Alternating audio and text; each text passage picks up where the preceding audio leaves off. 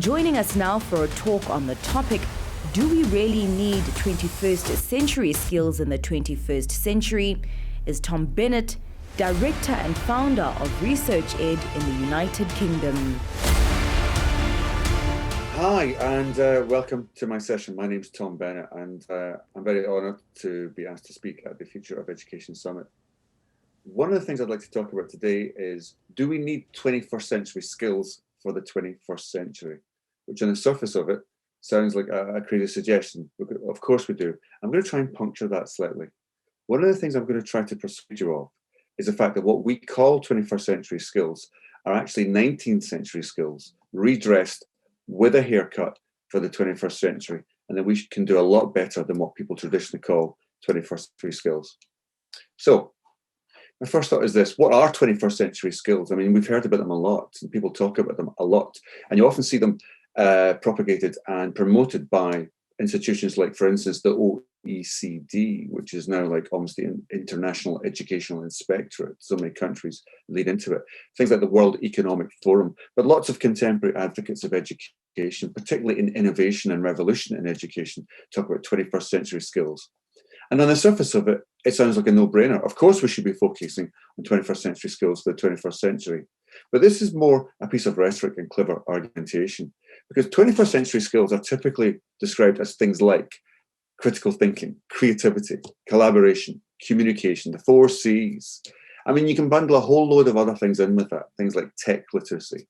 And then there's other things which tend to get stapled onto it as well. Other dimensions of education, such as we should revolutionize the way in which we teach by, for example, using blended learning, online learning, distance learning, remote learning, independent learning, project work, group work, and so on. There's loads of these things which tend to all get bundled together under the mantle of 21st century skills and 21st century education. And on the surface of it, it's incredibly seductive.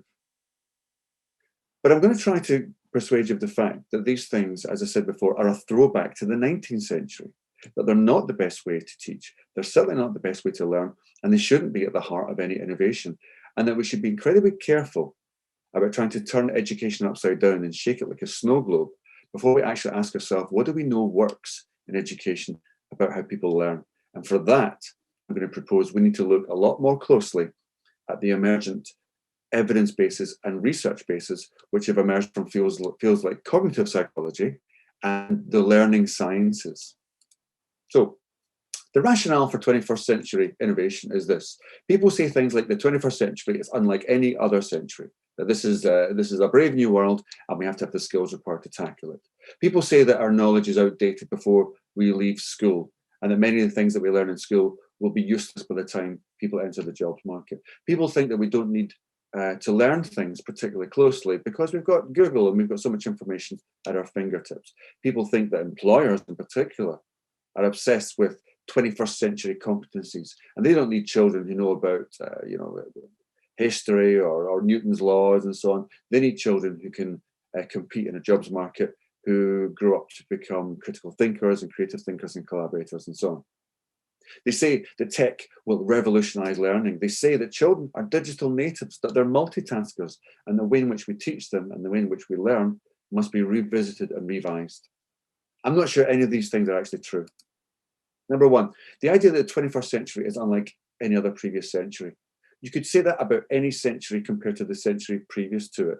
And crucially, the competencies that were described, the critical thinking and so on, these have always been necessary. We have never not needed these things to innovate and to create a brave and bold new world. So it's ridiculous to say that all of a sudden these are the things we need rather than before. There's a deeper argument, which many scientists make, which is that things like critical thinking and creativity are not things that can be inherently and directly taught to students, that we need to teach them content, we need to teach them facts, we need to teach them material about the world and about the subject that they want to be creative or critical thinkers in.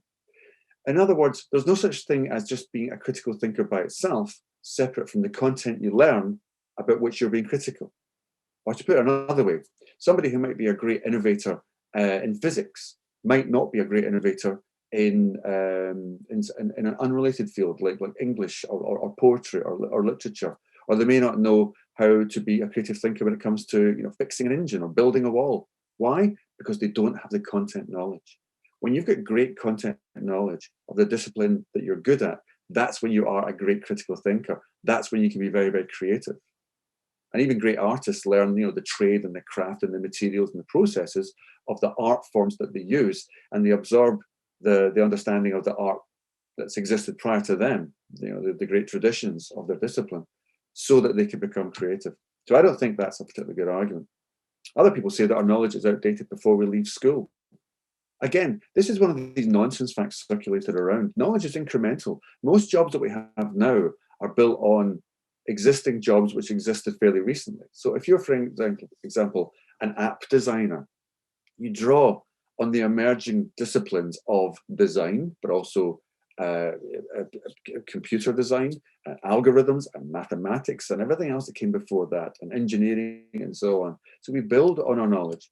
Knowledge doesn't become outdated before we leave school. There's absolutely no evidence to suggest that whatsoever. So let's cast that one to the bin. People often say, oh, well, we've got Google. We don't need to memorize things so much. Again, Google doesn't make you smart. Google means that you've got access to information, but it doesn't mean that you know which information to select or how to process that information or to understand if that information is correct or not. You can't outsource understanding. Knowledge is the basis of understanding. Knowing the foundational material of the discipline that you're talking about makes you smart. Being good at your subject and knowing lots about it means you know what kind of things to Google. But devoid of that content, students don't know what to Google. Students don't know what to look up. It's a bit like saying that you can speak French if you don't speak French because you've got Google and you can use Google Translate. That doesn't mean you can speak French.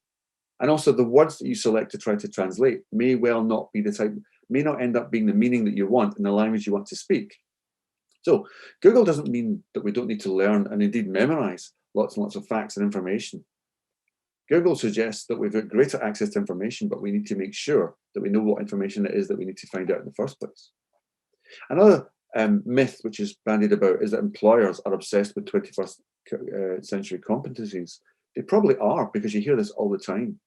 But number one, employers are not the arbiters of what we need to teach children.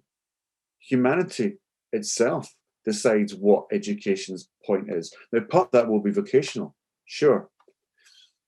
But I'm not sure it's sensible for us to say that schools need to teach children the skills they need in order to thrive in a particular industry, because there are thousands of industries in which they could thrive. It may well be that once students get to a certain age, for example, 16 or so, that we stop giving them this broad and general education about the best we've learned before about lots of different subjects and disciplines. Maybe at that point we might want to start specializing, but that's at the point at which people become joiners of the job market. And then employers usually want schools to teach children things that they themselves should be teaching children or young people once they get into that field. So I think it's up to employers to train children in the things that they want children to be good at. And it's up to schools to teach children in the things that will help them to become well-educated, rounded human beings. People say that tech will revolutionize learning and it will change everything. And then once we've got access to tech, then the classroom will be completely different. Well, there's a reason why the classroom paradigm has lasted for so long. There's a reason why it hasn't changed much, why you've still got the teacher pretty much at the front and the children sitting down, listening and taking notes and doing activities and telling the teacher what they know and then being tested on it and so on. There's a reason why that's lasted. It's because it's a very powerful and useful model. And all of the predictions that tech will revolutionize learning, none of them have come true. People have been saying this since the invention of the television and the radio, that this would revolutionize learning and children would be learning through the television. So sadly not. And things like blended learning and distance learning and remote learning are very, very useful tools. I mean, I'm not certainly decrying tech in general, that would be absurd. These are very useful tools in particular contexts.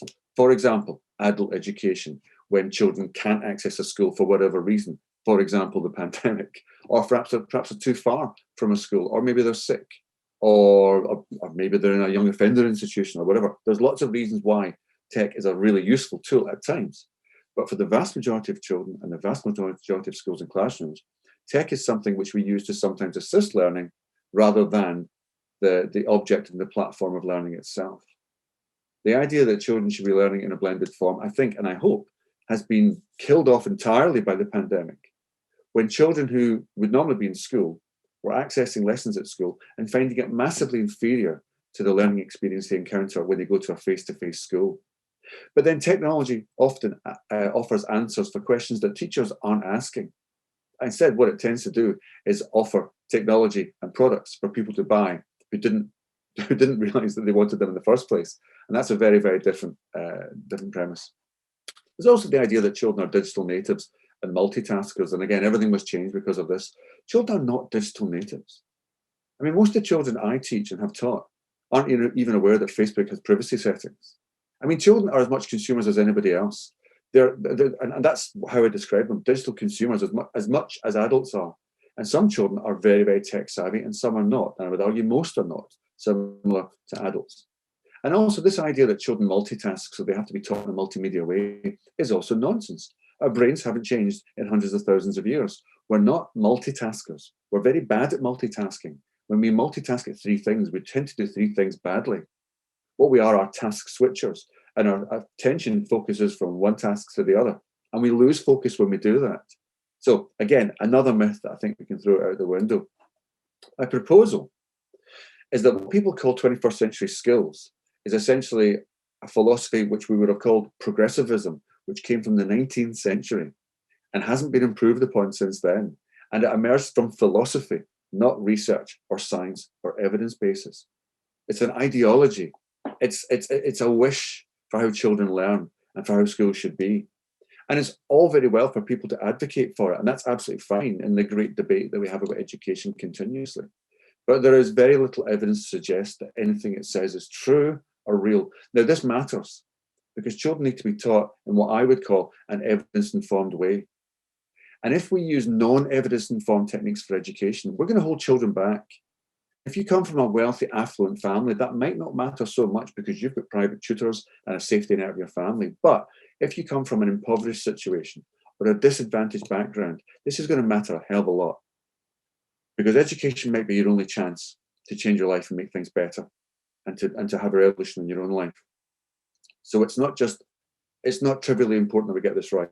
There is a huge body of evidence emerging from cognitive psychology and other scientific disciplines to suggest that we do understand quite well how children learn and therefore how we can best teach.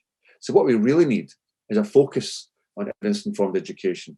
We need teacher training, which focuses in things like direct instruction, how we sequence the curriculum so it makes sense. A focus on education as being something knowledge-rich, not about gaseous, intangible skills that we actually can't teach directly and that we teach indirectly, or rather they are the indirect outcome of a knowledge-rich direct instruction curriculum which is well sequenced. We need to lean on things like cognitive psychology and what we actually know about learning. We need to look at things like behaviour in classrooms. How do we teach children the routines and the norms and the expectations and the values that will help them to flourish in classrooms? Again, there's a lot of evidence from developmental psychology and from social psychology, which teaches us a great deal about how to help groups of people learn in classroom settings. All of these things require an investment, but they're much, much cheaper than, for example, the absurd decision to put, for example, an interactive whiteboard in every classroom and try to insist that all lessons are blended. Try to avoid the old religion of progressivism. 21st century skills are a marketing ploy to regurgitate the same failed progressive education philosophies of a bygone era.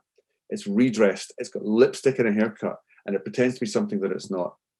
And if you want to know more, I would suggest, and I would hope, come along to one of our Research Ed conferences or tune in to one of our Research Ed conferences online, where we try to gather educators and teachers and thought leaders and people with budgets and people in think tanks and people involved in government of education. We try to get them all together talking about evidence sources in education. You can find us online at ResearchEd1, or you can get in touch with me, Tom Bennett 71 on Twitter. It's been an absolute pleasure and an honour to speak to you. I hope to see you again, and I hope you enjoy the rest of the summit. Thank you very, very much.